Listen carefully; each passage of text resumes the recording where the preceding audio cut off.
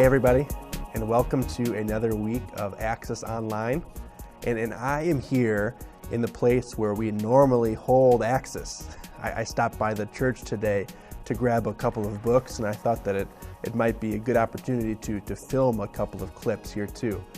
But being in this space, it just reminded me how much I miss hanging out with you all, right? I also am reminded how excited I am to be able to hang out with all of you very, very soon, maybe even right here.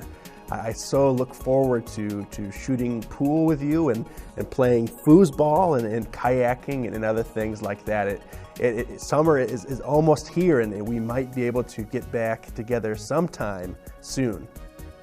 But within this week's video, I just want to give you a teaser of what's happening. In this week's video, we once again are going to be able to take a moment to sing to the Lord in worship.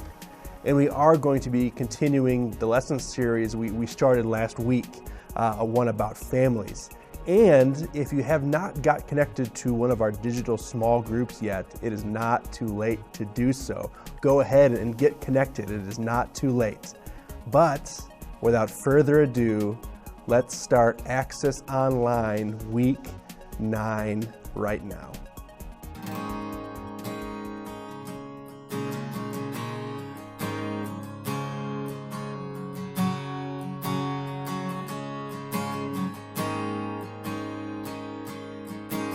Father of kindness, you have poured out grace. You brought me out of darkness, you have filled me with peace. Giver of mercy, you're my help in time of need. Lord, I can't help but sing. Faithful you are, faithful forever you will be. Faithful you are. All your promises are yes and amen. All your promises are yes and amen.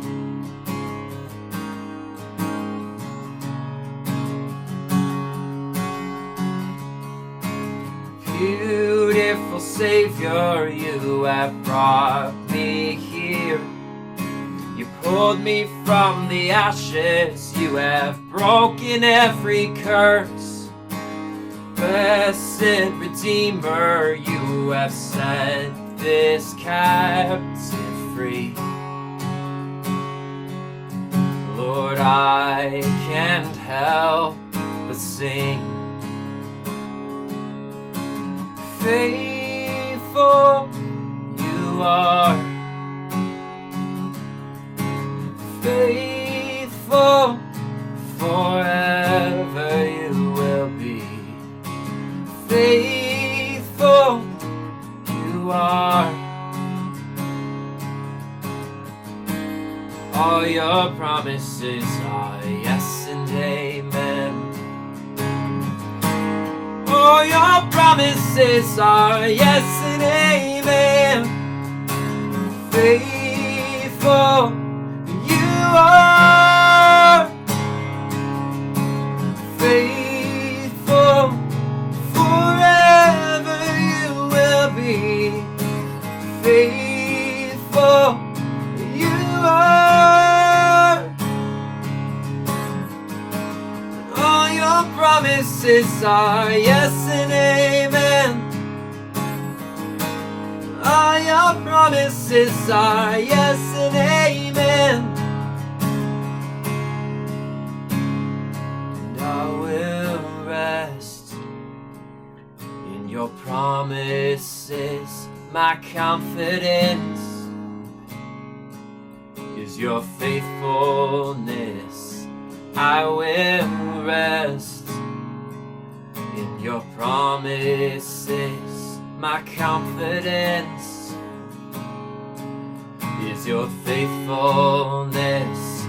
I will rest In your promises, my confidence is your faithfulness. Faithful you are, faithful forever you will be. Faithful you are. All your promises are yes and amen.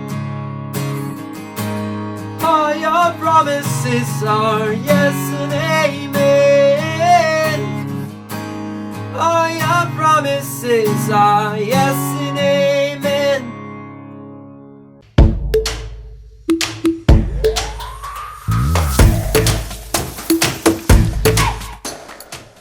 This is week 2 of our series on atypical families. Last week we talked about the not so normal family of Ruth and Naomi and how even though they were a bit weird, God still used them to do great things. But along with that, we also talked about how no family is truly normal, even the ones that might look normal from the outside. We are all atypical in some form or fashion. There are a lot of ways that our families might be different or weird or unusual. But I do know one way that all of our families are similar, and that is we all have disagreements from time to time. I am the oldest sibling in my family. I've just got one little brother. His name is Jake, and he's now 25, and so I guess he's not that little anymore. But growing up, him and I, we never fought that much. We're close in age, and we're actually still pretty good friends even to this day. But even though we didn't fight like typical siblings might, we really like to pull pranks on each other. That is, I really like to pull pranks on him, sometimes to his immense frustration and great annoyance. For example, it was pretty common for me if I heard him get up to take a shower in the morning. It was pretty common for me to go get a cup of ice water, really cold water, and I would throw it over the top of the shower curtain to wake him up a little bit more. Or there was these things, and they still sell them in the stores, called chicken bouillon cubes. And if you don't know what that is, they're kind of like little cubes of really strong chicken seasoning. But I would take a bouillon cube and I would take like a gum wrapper or something, and I'd wrap it up in that, and I'd trick him into eating it like it was candy. And they're nasty, and he really only fell for that once or twice before he wised up. My favorite, though, and my parents' least favorite was what I called a sandwich surprise. And so my brother Jake, he really likes turkey sandwiches. And he also really likes putting mustard on these turkey sandwiches. And I discovered that turkey sandwiches with mustard, on the top of the sandwich at least, they stick really well to the ceiling if you take the lunch meat out and throw them at the ceiling as hard as you can. And so what I would do sometimes when I would see him eating sandwiches is I would run really quick, just about the time that he would take a bite, and I would grab the sandwich out of his hand, and I would take the lunch meat and I'd throw it to stick it to the ceiling right above his head. So for any parents watching, by the way, I don't recommend doing any of this, but all families are unique. Some families do fight from time to time. Some families, they do pick on each other or pull pranks on each other from time to time. Sometimes these are silly frustrations like the ones that my brother experienced, but sometimes things are a little bit more serious. Every family has imperfections. Every family has troubles. Every family fights. And our natural response might be to try to handle these fights or these types of things on our own, right? Or more realistically, maybe, we often try to shift blame or deflect or hold grudges or never even handle them at all. But atypical families invite God into their imperfections and problems and struggles. They ask God for help, and that's because they know that they are not strong enough or wise enough to handle these things on their own. And I want to look at an atypical family, a family like this found in the Bible. It's the family of a guy named Abraham. And just like Ruth and Naomi, the family we looked at last week, Abraham doesn't really have a normal nuclear family either. At the point of the story, at least the starting point that we're going to be reading in a moment, Abraham and his wife Sarah have now just moved away from home. God had called Abraham to go and to do great things in his name, and God promised to bless Abraham with many kids in the future, but Abraham was pretty old, and it was kind of questionable whether or not that he could actually have kids any longer. And it wasn't just Abraham and Sarah alone. They also took their nephew Lot along with them in this move. So this family found in the book of Genesis, it consisted of a very elderly couple and their much younger nephew Lot. Not a normal look whatsoever. But just like us, Abraham and Sarah and Lot, they did one normal thing pretty consistently, and that thing was fight. Check out Genesis 13, 1 through 9. It says, "So Abram, also known as Abraham, went up from Egypt to the Negev with his wife and everything he had, and Lot went with them. Abraham had become very wealthy in livestock and in silver and in gold, and from the Negev he went from place to place until he came to Bethel, the place between Bethel and Ai, where his tent had been earlier and where he had first built an altar. There Abraham called on the name of the Lord. Now Lot, who was moving about with Abraham, also had flocks and herds and tents, but the land could not support them while they stayed together, for their possessions were so great that they were not able to stay together. And quarreling arose between Abram's herders and Lot's, and the Canaanites and the Perizzites were also living in the land at that time. So Abraham said to Lot, 'Hey, let's not have any quarreling between you and me, or between your herders and mine, for we are close relatives. Is not the whole land before you? Let's part company. If you go to the left, I'll go to the right. And if you go to the right, I'll go to the left.' It seemed that Abraham and Lot had a lot of personal space issues. They had a lot of stuff, and they had a few quarrels about their sheep herds mixing. So much so that they decided to part company with each other. In fact, they were so frustrated with each other, it seems, that Lot ends up moving to a completely different city altogether, the city of Sodom. This wasn't just a sandwich type situation. They were pretty mad. A little time passes, and Abraham, he gets some surprising news. In Genesis 18, some angels, they show up at Abraham's house, and they let him know that God is on his way to destroy the city of Sodom. Sodom, I guess, had been growing just more and more wicked as time progressed, and the Lord was coming, and he was on his way to judge this city. And of course, when Abraham learned of this, he could have done a couple of different things. Abraham, he could have ignored this warning, right? Him and Sarah weren't living there. And Lot and him, they weren't definitely not on the best of terms. And Lot left by his own free will, right? He could have just ignored this warning.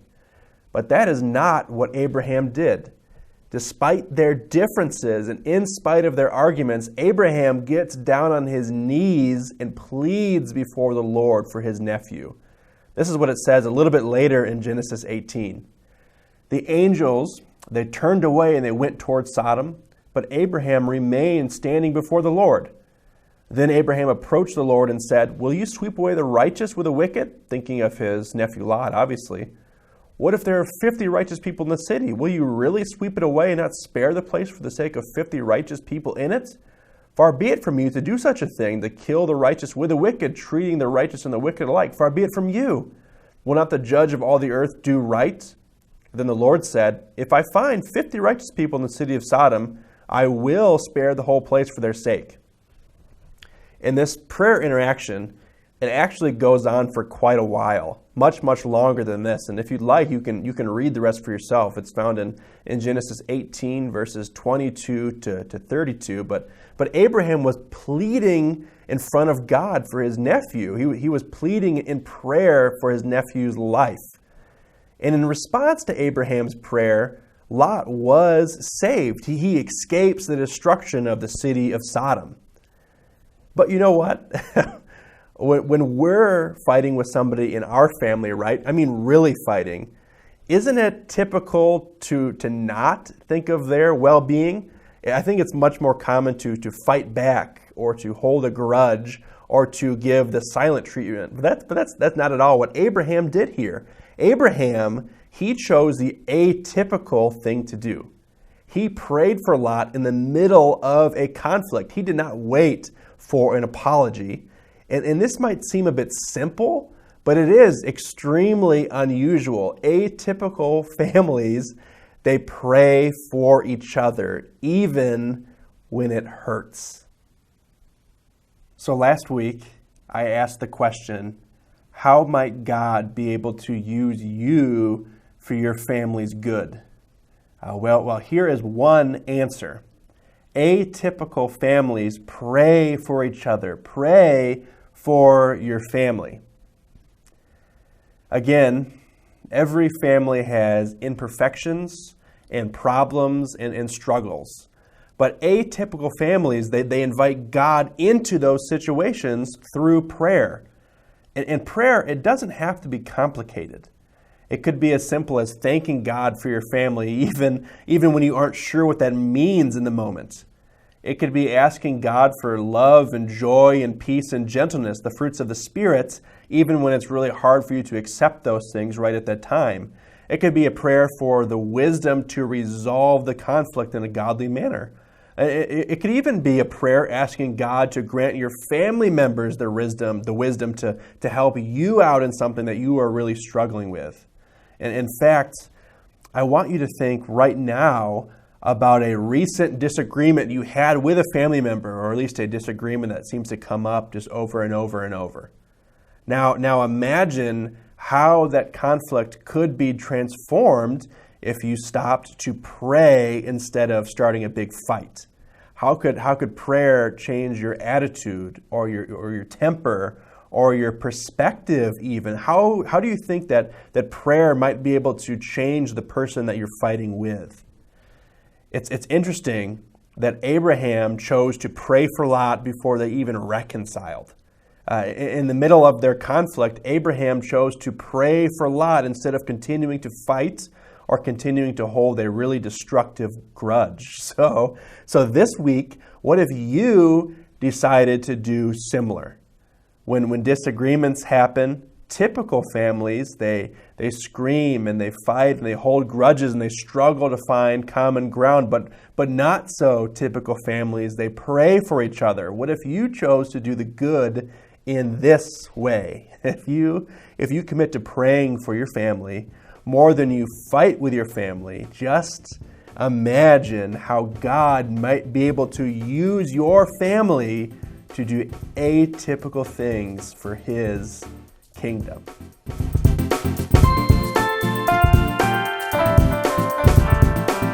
Hey, it's Colby again. I just want to encourage you one more time to reach out to your small group leader if you haven't done so already. It is not too late to get into the conversation on how to be the good within your family. But I do have an announcement that I'd like to make right here at this moment, and this one pertains specifically to our graduating seniors. First of all, I am so sorry that you are not experiencing normalcy during this time in your life. I really know that it must be a bummer to miss out on the graduation experience, and I just want to know that I'm lamenting with you, and I'm praying for you, and I so wish that things could be normal right now. But nevertheless, we at Axis, we would still like to honor you in your accomplishments the best that we can at this time, and here is one way that we would like to do so. If you can, would you please send to my email a short video that you have filmed yourself of your future plans after high school. This could be college plans or career plans, where you're going, where you're going to work, or it could be anything really. We as a church, we want to know what you're doing, and we would love to celebrate you and honor you in this way. And I'd also really like if you could send me one of your graduation photos, or maybe even a baby picture too. I think that'd be really cool for people to see. And we would like to kind of take all these pictures and video clips and make a neat montage that we can play in front of a Sunday morning service, and maybe even during one of these Access Online videos too. We would love to honor you, and we want to do so in the best that we can during this really, really strange time. But again, I miss all of you, and I hope to see you face to face very, very soon. Have a great rest of your week.